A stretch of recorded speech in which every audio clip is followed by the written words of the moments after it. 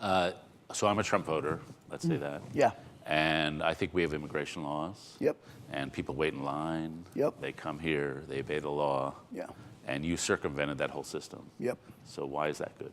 That's probably the question I get asked, because we've been very intentional talking to Trump voters and, you know, Republican Tea Party people in particular. That's why I do Fox News a lot, because they see me on Fox News, and then before you know it, I'm getting invited to the Chamber of Commerce meeting in Nebraska, right? And they don't understand how I pay taxes.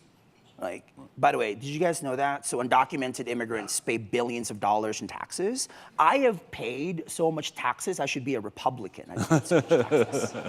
And you know, this last tax season, when I was signing this check, which was kind of big, I kept saying, I love America, I love public schools, I love public libraries, I love roads, right? Like when I signed that check, I'm like, even if you don't want me in this country, I love it so much that I'm gonna sign you this check. How do you feel about agriculture subsidies?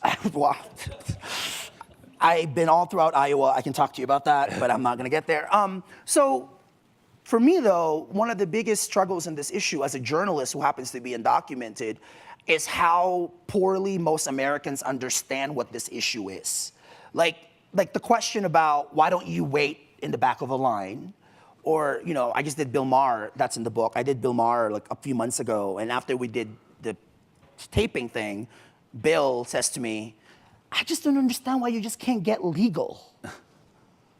I was like, this is Bill Maher. Like, if he doesn't understand how someone like me can get legal, then we're really screwed. You know what I mean? Like, Bill Maher made it sound like I just have to turn off a light switch and poof, I'm an American stealing your welfare, right? When the reality is there's actually no process. There's no line for someone like me to get in the back of. If you told me that I should wait 20 years to become a US citizen, okay. Now mind you, I have no say on this, I can't vote. Although, you know, who's that guy in Kansas who keeps saying that undocumented people are voting? What do we vote with? Our Bank of America debit card? Like, what do we don't have ID, that's the whole point, you know? So, I don't understand when he says that. But I'm always amazed how people don't understand that there's no process for us to legalize our way. So my mom can't even get a tourist visa to come visit here because she doesn't own property and she's not a college graduate. So what does that tell you about race and class? Now, if she were a French woman and she wanted to go see Hamilton for the weekend, she could just buy a plane ticket and poof, she's in America overstaying her visa, right?